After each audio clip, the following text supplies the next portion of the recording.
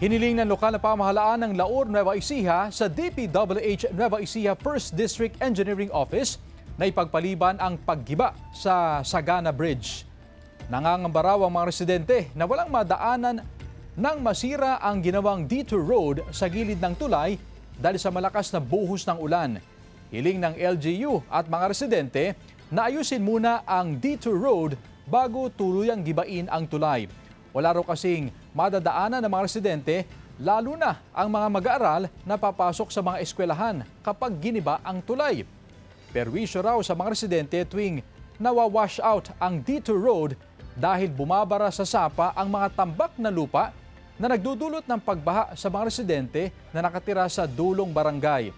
Tiniyak naman ng LGU na sa November 15, 2025 ay papayagan ng gibain ang lumang tulay na halos nasa 50 taon na ang edad at napalitan na ng bago at mas matibay para mapakinabangan ng mga residente. Hindi na po kasi po pwedeng pagtagalin pa.